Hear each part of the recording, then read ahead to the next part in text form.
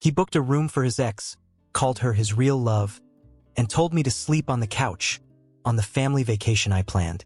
That's when I vanished. Hey there, thanks for tuning in. Wherever you are, whatever you're doing, take a breath and settle in. Today's story starts with a woman who planned the perfect family vacation, only to find out she wasn't even part of it. Have you ever felt like a background character in your own life? Like someone made decisions for you without even asking if you wanted to be included? Well, this story might just hit home. Stick around until the end to see how one woman turned quiet heartbreak into powerful freedom. And if you find something in this story that speaks to you, don't forget to hit that subscribe button. Your support keeps these stories going. Let's get into it. I always thought betrayal would come with yelling, with slammed doors, curses shout into the void, or maybe even shattered glass. But when he did it, it came dressed in khakis and a calm voice, spoken so casually it didn't register as real until the silence afterwards swallowed the air. We were standing in the check-in line at the Azure Dunes Resort, a beachside getaway I had spent 6 months planning for our family reset. Everything was perfect. The weather, the itinerary, even the dolphin encounter I knew the kids would love. But apparently, I wasn't part of that picture anymore. 3 rooms, he told the concierge without looking at me. 1 for me, 1 for the kids, and 1 for Tally. I blinked. Tally? His eyes stayed on his phone as he replied, "You know, Tally, my friend." Friend. That word spun around in my head like a slow drip poison. You don't book a private suite in a luxury resort for a friend. You don't make a reservation with your kids and your friend unless you've rewritten what the word family means. I turned to look at our children. Benji, 12, who was too buried in his Nintendo Switch to notice the shift in the air, and Ava, 9, who kept fiddling with the end of her braid and looking between us like a dog sensing an incoming storm. Tally appeared right on cue. Gold and blonde, like someone airbrushed straight out of a vacation magazine. She was all breezy laughs and expensive sunglasses as she walked over and placed a hand lightly on Graham's shoulder. "Oh, hey," she chirped. "Do we have ocean views?" I stood there, stunned, like I had accidentally walked into someone else's movie. I was the wife, the planner, the one who coordinated matching travel duffels and pre-packed snacks. And yet here I was, not even having a room. Graham's eyes flicked up to meet mine for a moment, and in them, I saw it. Not guilt, not hesitation, just irritation, like I was making a fuss over a clerical error. "You're fine, Regan. There's a couch in the kids' suite." I could feel the marble floor beneath me tilt. The concierge waited silently, politely, pretending not to register the emotional carnage unfolding at his desk. The couch, in the kids' suite. That was my place now. I smiled. Not because I felt okay, not because I forgave him, but because I knew something he didn't. He thought he was discarding me quietly, replacing me like one of his work laptops. But Graham Dorsey was about to learn that I was never a woman who needed to scream to destroy. Sometimes, the loudest revenge is the one carried out in absolute silence. I took the room key meant for the kids, still smiling like this wasn't the start of a war I had signed up for. Graham had turned his back before I could answer, already chatting with Tali about dinner reservations and spa packages like I was a blurry extra in the background of their rom-com. The elevator doors closed behind me with a soft hiss. I stood in silence as it climbed to the 5th floor, that fake practice smile still frozen on my lips. When it opened, Benji and Ava followed me in, quiet for once, sensing the crack beneath the surface. "Are you mad?" Ava asked softly as we entered the suite. It smelled like sea salt and polished wood, but there was a hollowness to it already. "No, sweetheart," I said, setting her suitcase by one of the twin beds. "I'm just thinking." But the truth was, I wasn't just thinking. I was remembering. Remembering how I signed every mortgage document because Graham was too busy, how I managed his LLC paperwork when he launched his consulting business, how my name was on everything, from our house to the business account he used to fund his networking weekends, which, in hindsight, might have been more tally than tax deductible. While Graham sipped mojitos downstairs, I pulled out my laptop from the duffel he forgot I even packed. He always joked that I was over-prepared, the kind of woman who carried wet wipes, emergency snacks, and 3 phone chargers at all times. He never realized that preparedness was a survival mechanism, and right now, it was my biggest weapon. I logged into the online banking dashboard. Every password still worked. Every account still bore my name as primary. I wasn't the side character in Graham's life. I was the infrastructure. Over the next hour, I changed passwords, rerouted auto payments, and revoked access to every card with a swipe and a click. His Platinum Amex? Suspended. His business account? Flagged for review. His backup emergency card? Disabled. I didn't make a sound. At 7:23 p.m., my phone buzzed. A message from Graham. "You coming down? Tolly wants sushi. Don't be weird." I stared at it for a long moment before putting my phone on silent. Then I ordered room service. Not for me, but for the kids. Burgers, fries, chocolate milkshakes. I let them eat on the floor, watch cartoons, giggle without rules. For the first time in months, I wasn't telling them to be quiet or to lower the volume because Dad has a call. When they were asleep, I stepped out onto the balcony and stared out at the water. It looked calm from here, like nothing was happening below the surface. But tides don't ask permission to rise, and storms don't apologize before they break. That night, I slept on the couch like a guest in my own family. But I didn't cry. I made a list. A full inventory of assets, logins, insurance policies, and hidden documents Graham never cared enough to read.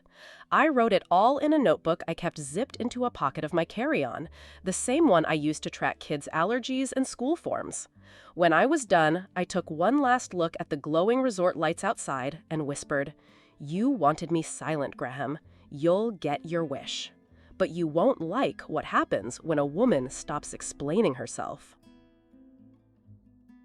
The next morning, Graham knocked on the door at 9:14 a.m. Too loud, too confident, like a kind of man who'd never been denied anything in his life. I didn't answer.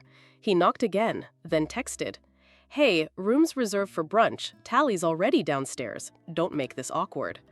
Don't make this awkward? I stared at the message and imagined replying, "You made it awkward when you replaced your wife with a woman who thinks fiscally responsible is a personality trait." But I didn't. I had moved beyond words. Benji was still asleep, one leg kicked off the blanket, his face slack and peaceful, like he hadn't registered the tectonic shift in our family dynamic yet. Ava sat beside me on the couch, eating cereal out of a mug. "Daddy says we're getting matching bracelets with Tally today," she said, stirring her Cheerios. "Do you want one too?" That question hit me harder than Graham's betrayal. My daughter still thought this was just a vacation. She hadn't realized her mother had become the placeholder, the woman who booked, packed, planned, and was now being edited out of the frame. I brushed her hair back gently. "No, baby," I said. "Mom has other plans today." Those plans included a call to Mira Jensen, my old college roommate turned corporate divorce lawyer. She had once offered her services when my cousin went through a messy split. "If it ever happens to you," she'd said over brunch, "call me before the tears, not after." She answered on the second ring. "Reagan?" she asked. "Everything okay?" "I need to initiate separation," I said, stepping onto the balcony so Ava wouldn't hear. Discreetly, but fast. There was silence for a beat. Then her voice turned brisk. "Tell me everything. Start from the beginning. Don't leave anything out." I didn't. I told her about the trip, the surprise guest list, the financial betrayal, the couch as a bed indignity, the Tally problem. Mira asked sharp, surgical questions. Account names, documentation, digital trails. She didn't gasp. She didn't console. She strategized. "By the time you leave that resort," she said, "you won't just be free. You'll be in control." She emailed a checklist. I already had half of it covered. Turns out, being the woman behind every logistical decision for 12 years comes with perks. I knew where the bodies were buried. I had copies of deeds, tax returns, emails Graham hadn't bothered deleting. I spent the day like a ghost, floating through the resort, invisible, but everywhere. I passed them by the pool once, Tally in a neon bikini, sipping some frothy cocktail and calling Ava sweetie in a tone that was 2 shades too forced. Graham didn't see me. He was too busy posing for a group selfie with his real love. I walked straight past them and into the hotel business center. It smelled like ink cartridges and missed meetings. I printed documents, scanned copies, uploaded them to an encrypted folder Mira had shared with me. It was funny. Graham thought I was probably taking a nap or getting a massage. What I was actually doing was removing him from the throne he built on my labor. At dinner, Graham finally noticed I hadn't been around. He texted, "You okay? Kids were asking. We're doing hibachi tonight. Tally already made reservations." I responded with a single sentence. I already ate. He didn't text back. Later that night, a knock came again, but it wasn't Graham. It was Benji. He stood outside the door with Ava, both of them in pajamas, holding their toothbrushes and stuffed animals. "Tally's room smells like perfume and wine," he said with a frown. "Can we sleep in here tonight?" I didn't ask questions. I opened the door and let them in. They climbed into their beds like they were returning to a country they hadn't realized they'd left.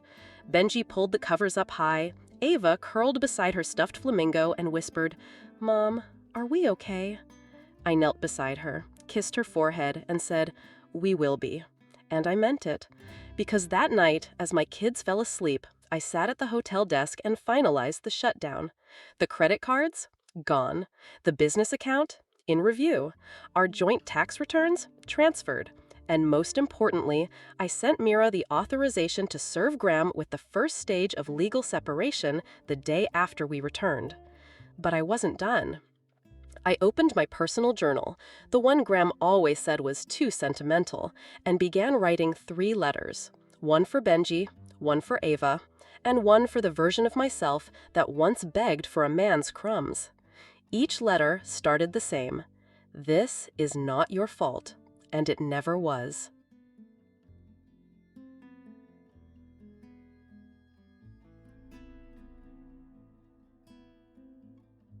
Checkout morning came with sunshine and bitter coffee.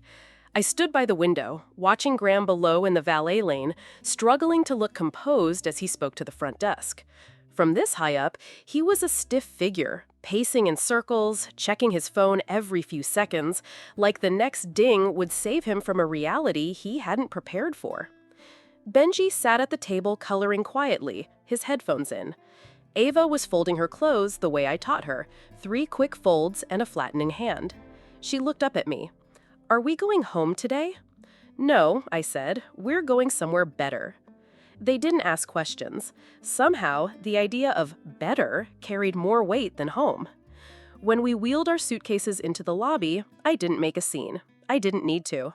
The front desk clerk, a young woman with her hair in a perfect bun and eyes full of forced hospitality, glanced at me with quiet recognition. She leaned forward and whispered, "Room charges for 408 and 409 have been cleared. Thank you again, Miss Hartley." I smiled politely. Graham caught sight of me just as the valet brought up my rental. His brows furrowed, confusion blooming into frustration. "Regan," he barked, stepping forward, "why didn't you answer your phone last night? Tally had to call guest services 3 times to get more towels." "She should pack more next time," I said flatly, buckling Ava into the back seat. Graham blinked. "Are you serious right now?" "I've never been more serious," I replied. Then it happened. The clerk cleared her throat behind him. "Sir," she said carefully, "about your account, your card was declined." Graham turned a shade of pink I hadn't seen since he locked himself out of our bank account years ago and had to ask me for help. "That's impossible. It's a black card." "Respectfully," the clerk said, her voice edged with corporate patience, "it's also overdrawn." I didn't say a word. I just waited for the valet to load my trunk, handed the man a tip, and climbed into the car. Behind me, I could hear Tally's voice rising. "Wait, what do you mean the spa charges weren't covered?" I drove away before I could see the fallout. We didn't head home. I took the kids to a hotel across town, one with a quiet courtyard, warm staff, and no pretensions. While they watched a movie, I called Mira. "It's done," I told her. "Good," she replied. "Papers will be served Monday morning. At his office. Public enough?" "Perfect." That weekend, I moved like a woman with purpose. While Graham scrambled to regain financial footing, I updated every digital fingerprint tied to our marriage: emails, utilities, subscriptions, even our Amazon Prime account. I pulled up the deed to the house and smiled at the bold print of my own name. Graham had always said putting it under me was just a tax thing. I guess the IRS wasn't the only one he underestimated. On Sunday night, I emailed Benji and Ava's teachers, letting them know we'd be back in town Tuesday and that I'd be dropping them off myself. Mrs. Doherty, Ava's third-grade teacher, replied, "We miss her spark. Let me know if there's anything she needs." I sat for a long time with that message open. They missed her spark. I had missed mine, too. Monday. I parked across from Graham's office, the kids in school, the engine humming softly like a soundtrack to a new chapter. I watched the lobby through my sunglasses, sipping my latte like I was just another mom between errands. Then I saw it. A man in a cheap suit holding a manila envelope. He stepped into the building like a quiet storm. 10 minutes later, Graham burst through the doors, his face pale and wild, holding the envelope like it had personally insulted him. He called someone, probably me. I watched my old number light up on the second phone I now only used for legal purposes. I let it ring, then powered it down again. Mira sent me a thumbs-up emoji. Served. Later that evening, Graham tried everything. Calls through mutual friends, emails with subject lines like, "We need to talk," even a bouquet of white lilies sent to my P.O. box with a card that read, "Let's not throw it all away." Too late. He'd already done that. 3 days later, I picked up Benji from soccer practice. He climbed into the car silently, holding something tightly in his hand. "You okay?" I asked. He opened his palm. A picture. A birthday party photo from 2 years ago. Me, icing cake on his nose. Graham, in the background, checking his phone. "Coach had it on the wall," he said quietly. "I remember this day now." "I do too," I said. Then came his question. "Is Dad really broke now?" I didn't lie. "He's having to figure things out," I said. Benji looked out the window. "I don't think he ever figured us out." The next morning, a knock at the door. Not Graham, not Tally, Jeff, my brother. Older, gruffer, always thought I was too soft on Graham. He stood on my porch holding a toolbox. "Mom called," he said you're finally doing it. Changing the locks?" I stepped aside. Better late than never. We walked through the house, the one Graham used to call ours, but never once cleaned, fixed, or appreciated. Jeff replaced every lock. I watched him, a screwdriver in one hand, truth in the other. "I should have said something sooner," he muttered. "You did," I replied. I just wasn't ready to hear it. By noon, every entry point had a new key. I held them in my palm, cool and solid. Control didn't always come from confrontation. Sometimes it came from quiet rearrangement. From new locks, from declined cards, from the way a woman stops asking and starts deciding.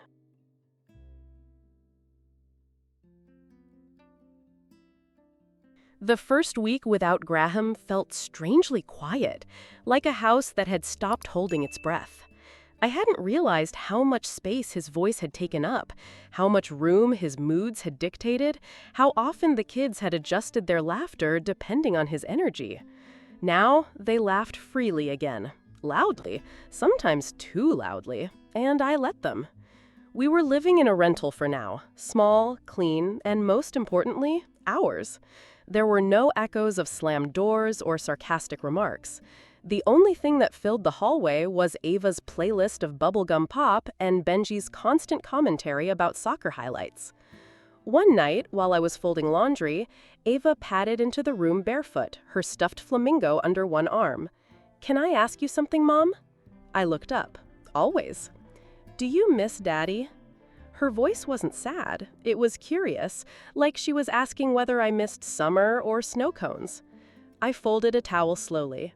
Sometimes I miss who I thought he was. She nodded like she understood.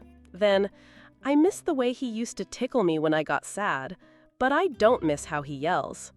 I opened my arms and she walked into them, small and serious. She smelled like the strawberry shampoo she insisted on using, even though it gave her a rash once. "Do you think he'll come back?" she whispered. "I think he's figuring out who he really is, and I'm figuring out who I really am." Ava paused. "I hope you like who you are now." I kissed the top of her head. "Me too." Meanwhile, Graham was unraveling, and he didn't even know how public it was. Jeff, my brother, told me he'd run into him at the grocery store, said he looked like someone halfway between denial and a meltdown.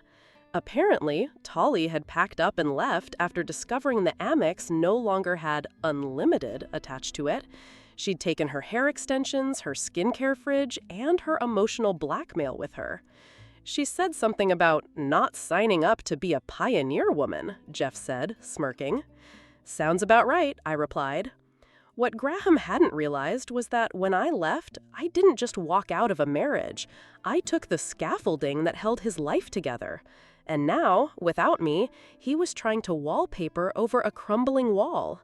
The most painful part? It wasn't just the financial fallout, it was the children.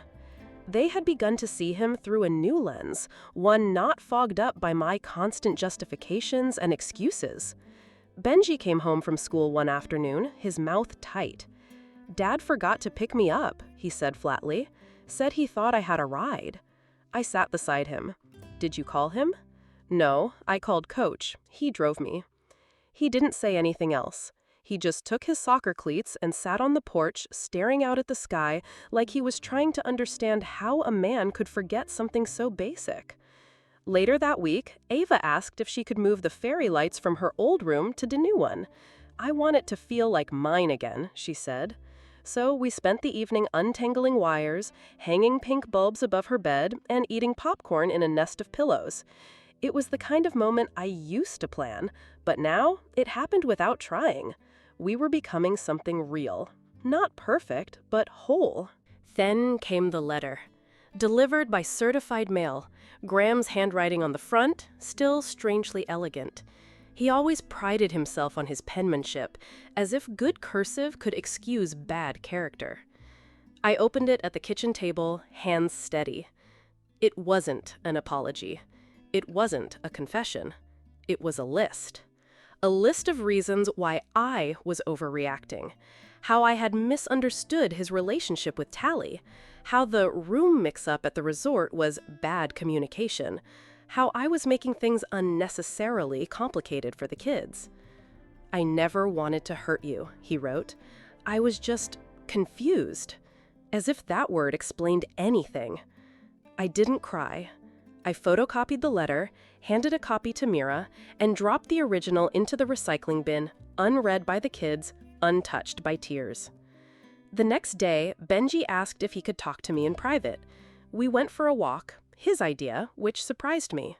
He kicked a pine cone as we made our way down the sidewalk. "I found your old journal," he said. I stopped walking. "You read it?" "Just one page," he said quickly. "The one about selling Grandma's ring so I could go to that soccer camp." I looked away. "I didn't want you to know that." "Why?" "Because I didn't want you to feel like you owed me something." He stopped, his voice steadier than I'd ever heard it. "Mom, I don't feel like I owe you. I feel like I see you now." That hit me harder than anything Graham had ever said. We kept walking. He told me he remembered more than he used to let on. How I stayed up late sewing patches onto his uniform. How I once biked 5 miles in the rain because the car battery died and he had a field trip the next morning. "I thought you were just being a mom," he said. "I was," I replied, "but I was also being a woman who was alone in a marriage." Benji didn't say anything. He just slipped his hand into mine and kept it there the rest of the walk. Later that night, I wrote another letter, this time to myself. not in a journal, not to vent, but as a reminder. You did not leave because you were angry. You left because you remembered your worth. You do not owe anyone softness when they've given you splinters. You do not have to be the bridge for a man who sets fire to every road. You are not too much. You were just with someone who was always less than enough. I folded it, slipped it into my nightstand drawer. Not for the past, but for the future. For the days when I might forget who I became the moment I walked away from being Graham's wife and chose instead to become Reagan Hartley again. Autumn rolled in quietly. Orange leaves collecting in corners of sidewalks, sweaters replacing sundresses, and the scent of cinnamon cling to every grocery store aisle. With it came a strange stillness I hadn't felt in years. Not a silence built from neglect, like it had been with Graham, but a soft kind of peace, the kind that comes when no one is waiting for you to fail. The kids adjusted faster than I expected. Benji joined his school's robotics club and was suddenly obsessed with coding projects that took over our dining table. Ava started drawing comics about Princess Flamingo, a pink superhero who saved animals from fashion disasters. Every Friday, we got donuts and watched a movie together. I didn't check emails during the credits. I didn't worry if someone else was bored. For the first time, our lives weren't curated for someone else's approval. Meanwhile, Graham tried to reclaim the spotlight. He posted filtered Instagram selfies with captions like, "Rebuilding, real ones stay," or "Growth comes after destruction, proud of this season." His followers, mostly old coworkers and distant cousins, flooded the comments with encouraging emojis, as if he were some phoenix rising from the ashes of my effort. What they didn't know was that behind every vague caption was a studio apartment above a vape shop, a used sedan that backfired in parking lots, and a man who still didn't know how to operate a washing machine without YouTube. But image was everything to Graham. As long as the world thought he was thriving, the reality didn't matter. I stopped checking his social media after a while. The performance bored me. One afternoon, Ava came home with a school assignment, write about a person who inspires you. She chose me. She didn't tell me, just handed it to her teacher, who later emailed me a scanned copy with a subject line, "Thought you should see this." It began, "My mom is like a glue stick. Not loud like tape, not flashy like glitter, but she keeps things together even when people don't notice her doing it." I read that line 5 times before tears blurred the rest. She didn't say brave, she didn't say beautiful, she said glue stick. And somehow that felt more honest than anything I'd ever read in a Hallmark card. Ava saw the quiet holding, the invisible labor, the fierce consistency. That night, I sat on her bed while she showed me her newest comic, Princess Flamingo fighting a villain called the Gaslighter, who kept telling everyone the sky was green. I laughed harder than I had in months. "Where'd you come up with that?" I asked. She shrugged. "I just know sometimes bad people lie so much they think it's true." "Does Princess Flamingo win?" "Always," Ava said confidently, "because she listens to herself." I kissed her forehead and thought, maybe we both saved someone this year. As the legal process neared completion, Mira called to go over final property divisions. "You've already handled 90% of it," she said, impressed. "This is mostly ceremonial at this point." I signed the final papers with a pen I bought myself, the fancy kind Graham used to say was too much money for something that just writes. I mailed them, feeling lighter with every step back to the car. I passed the house Graham and I used to own, not to spy, just curiosity. The lawn was overgrown, the porch light was flickering. A half-full Amazon box sat soggy by the front door. It didn't look like a home anymore, just a place someone forgot how to care for. I didn't feel sad. I didn't even feel angry, just distant, like I had once lived there in another life. Back in our rental, I made dinner while Ava hummed and Benji explained what binary trees were for the 5th time. The air smelled like garlic and warmth, and something new I hadn't identified yet, freedom with roots. When the kids went to bed, I poured myself a glass of wine and sat on the porch. The air was cool. The kind of cool that made you grateful for blankets and soup and people who make you laugh. I opened my journal, not to vent, not to strategize, just to write. You built peace from rubble. You built routine from rupture. You stopped asking what you were allowed to become, and instead, you became it. 2 days later, the divorce decree came in the mail. Finalized, stamped, legal. My name, Reagan Amelia Hartley, stood proudly alone, unhyphenated, unshared. I held the envelope in both hands, then placed it in the back of my filing cabinet, not as a trophy, not as a warning, but as closure. Graham sent a text that night. I signed, "Hope you're happy." I stared at the screen for a moment, then typed back, "I'm not happy. I'm peaceful. There's a difference." And then I blocked the number. Not out of spite, out of maintenance, the kind you do when you finally realize your peace is worth protecting.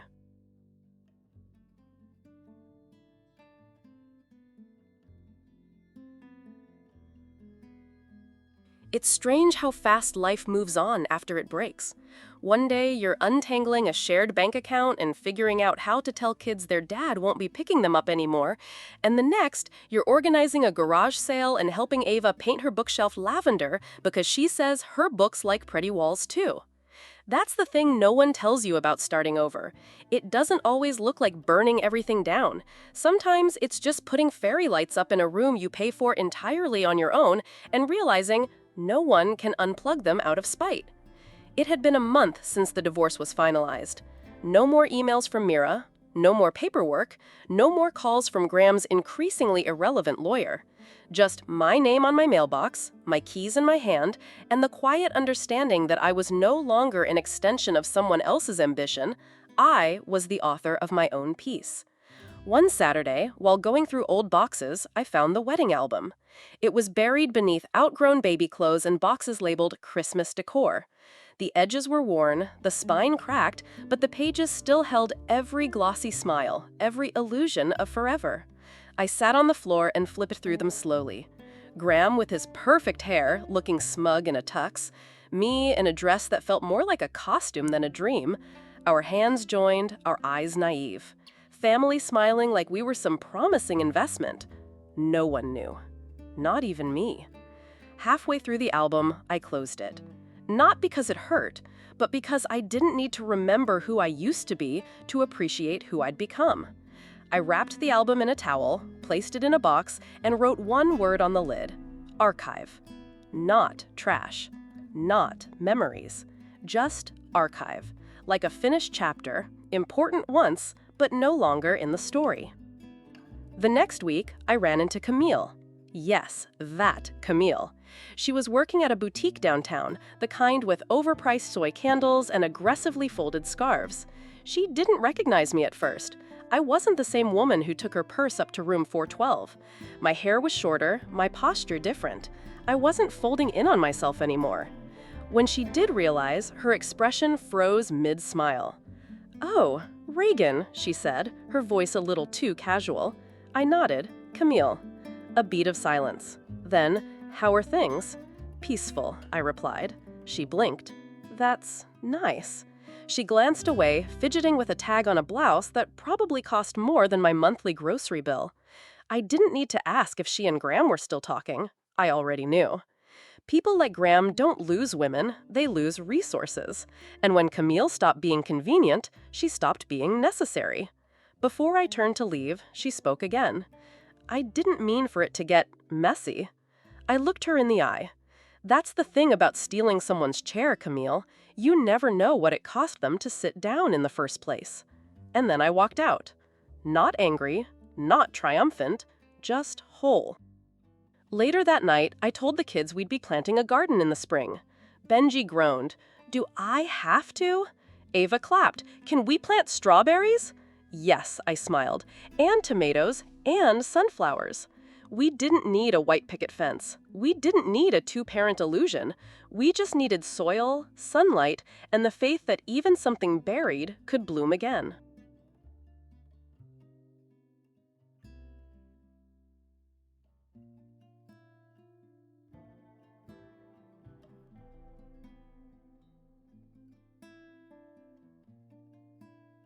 Spring came early that year. The ground softened, tulips we didn't plant popped up in the yard, leftovers from some previous tenant maybe. But somehow they felt like a message. Even things you didn't plan for can turn out beautiful. Benji was taller now, voice deeper. Ava had turned 10 and insisted on baking her own birthday cake, funfetti with way too much frosting and a flamingo topper that made her giggle uncontrollably. One Saturday afternoon, as we sat outside pulling weeds and deciding where to put the sunflowers, Benji said something I'll never forget. "Mom," he started, brushing dirt from his hands, "you know what's weird? I don't really miss how things used to be. I thought I would, but this feels more real." I looked at him, a little stunned. "Yeah?" He nodded, like, we're not pretending anymore. That was it. The whole journey, every sleepless night, every paper filed, every silence held, had led to this one sentence from a boy growing into a man who finally saw the difference between performance and peace. Later that evening, after the dishes were done and the porch light was on, I sat with a cup of tea and no one to impress. No curated social media posts, no hidden hurt. Just quiet. And this time, it didn't feel like loneliness. It felt like freedom. I picked up a pen, flipped open a fresh notebook, and wrote, "This is not the end. This is the beginning of living without apology, without shrinking, without needing permission. I am not what was lost. I am what was found."